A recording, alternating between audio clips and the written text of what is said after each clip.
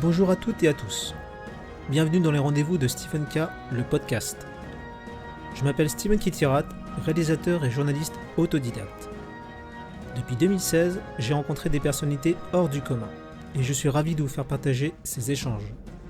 Ensemble, nous allons à la rencontre des héros du quotidien qui partagent leur vision du monde, une perception positive qui aide à envisager l'avenir avec optimisme.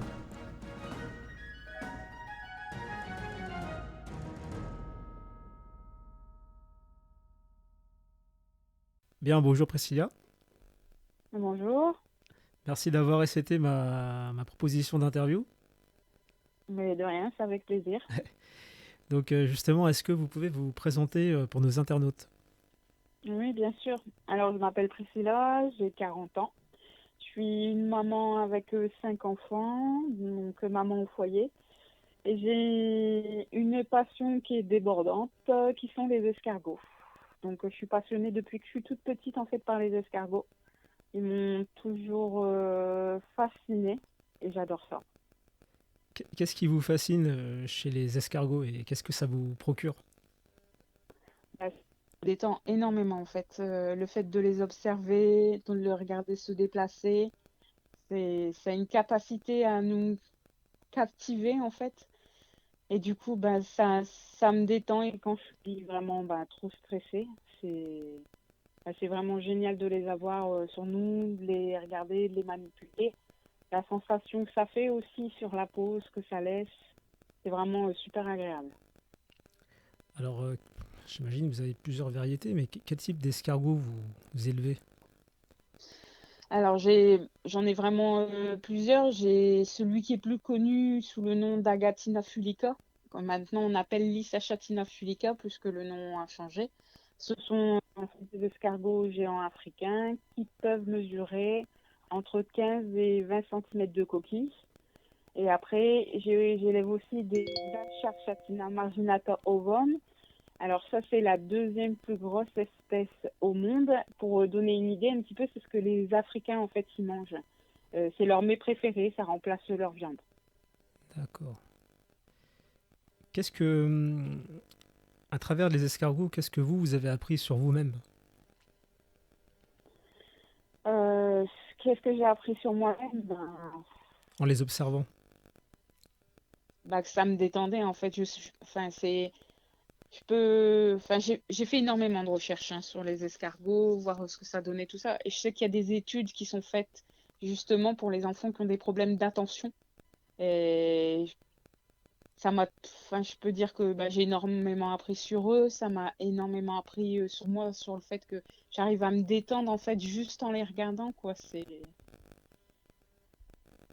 Je sais pas comment l'expliquer autrement. Donc, est-ce que vous avez un message, Priscilla, pour celles et ceux qui veulent aller au bout de leurs rêves, de leur passion? Bah, il faut toujours foncer. Et ce qu'on peut dire, c'est toujours rechercher, parce qu'au plus vous lisez, au plus vous recherchez, au plus vous y arriverez, et toujours y croire. Faut vraiment s'accrocher, je veux dire, avoir la motivation tous les jours, et on y arrive. Je l'ai bien vu depuis que j'étais petite. J'adorais les escargots. Je savais qu'il en existait des escargots géants. Je savais pas comment faire pour en avoir. Et puis, ben, un jour, euh, en formation, il y a un monsieur avec qui je suis toujours amie actuellement. C'est un professeur de collège qui m'a dit, ah ben, j'en élève si tu veux, je t'en donne. Alors, Mhm. moi, super contente, en fait. Ah bah oui, oui, je veux bien. Il m'a donné mes 15 premiers escargots, alors que j'y croyais pas, quoi. Je me disais, mais c'est pas possible. Il m'a dit, mais si, mais il dit, mais tu sais, c'est assez simple à en avoir. Et je savais pas comment, et c'est tout en y croyant qu'un jour, ben, j'en aurais. C'est arrivé, donc c'est comme ça que j'ai eu mes 15 premiers escargots. Et puis, ben, de fil en aiguille, eh ben, on commence à rechercher de plus en plus. Ah, tiens, je voyais une personne qui en vend. On a d'autres espèces, et ainsi de suite. Et c'est comme ça que la passion, elle est arrivée, hein.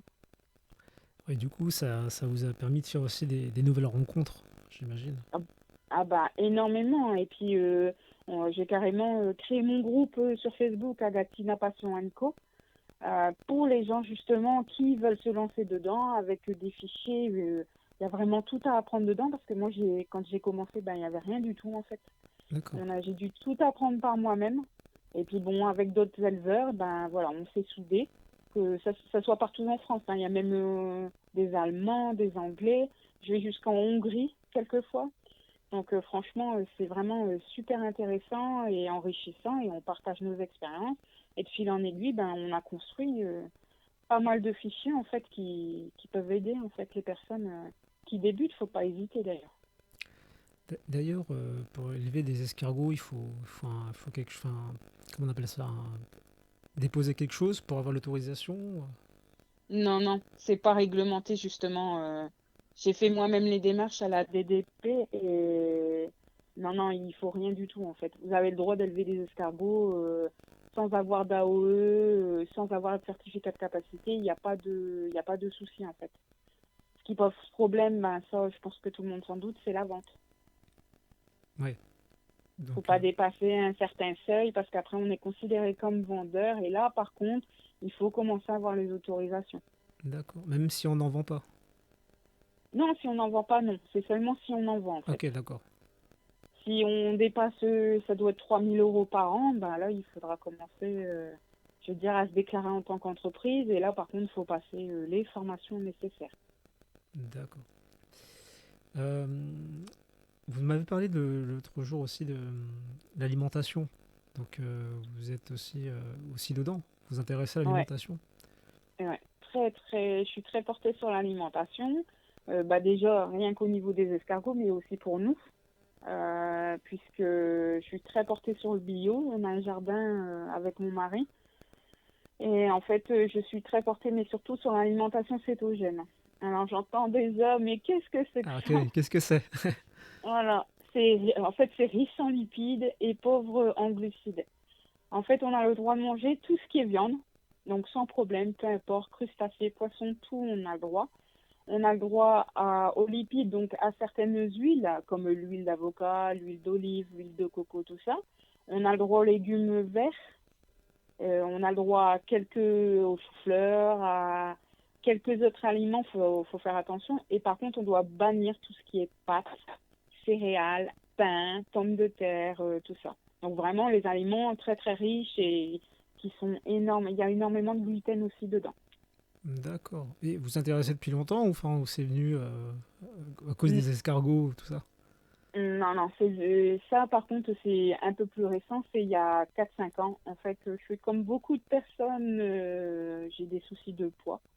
Et on m'a proposé un énième, on va dire, régime entre guillemets. Donc, ben, de toute façon, j'étais prête à tout. Donc, j'ai tout essayé, pourquoi pas tenter en fait. Et c'est comme ça que j'ai connu l'alimentation cétogène avec, bon, je pense que ceux qui connaissent l'alimentation vont les reconnaître, Ulrich et Nelly Jennison. C'est eux qui ont été les pionniers en fait en France de l'alimentation cétogène. Et j'ai commencé avec eux. Donc j'ai la chance de discuter avec eux quand même. C'est quelque chose d'énorme. J'ai énormément appris même sur moi parce que c'est incroyable. Et à l'heure actuelle, ben, je suis à moins 22 kilos, ce qui n'est pas rien sur 10 Ah oui, mois. oui. Ça m'a énormément apporté. Je suis plus fatiguée, j'ai plus de coups de barre, je dors beaucoup mieux, je suis beaucoup moins stressée. Moi qui souffre de psoriasis aussi, j'en ai beaucoup moins. Je n'ai plus d'eczéma et c'est vraiment c'est un gros gros plus. Donc l'alimentation, quoi. C'est super important. C'est ah mais c'est super important parce que les hôpitaux ils commencent en plus quand on a des soucis de santé comme il y a l'hôpital, donc je sais qu'il y a un hôpital à Paris, je sais plus qu'est-ce qu'il propose, mais quand on a un cancer, en fait, il commence à proposer l'alimentation cétogène. Donc D'accord. c'est qu'un début. Par contre, aux États-Unis, là-bas, c'est énorme. Quand vous avez un diabète, que vous commencez à avoir une tumeur au cerveau, vous avez des enfants qui ont énormément de soucis de santé, et ben, ils commencent à proposer l'alimentation cétogène. D'accord. Ok. Moi, je savais pas là-bas. Et ça porte énormément ses fruits. En fait, on a énormément de retard en France. Ils commencent seulement à le proposer. J'espère que, voilà, parce que ça pourrait aider énormément de personnes, en fait. Oui. Alors Priscilla, putain, question difficile. Est-ce que vous avez une anecdote qui vous a touché, marqué au cours de votre vie?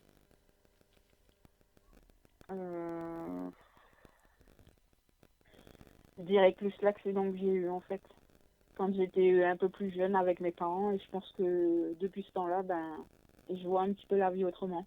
Donc, j'ai pas été blessée dans l'accident, même si on aurait pu y rester, parce qu'on s'est quand même retrouvé à contresens sur la bande d'arrêt d'urgence d'une autoroute qui est très, très fréquentée.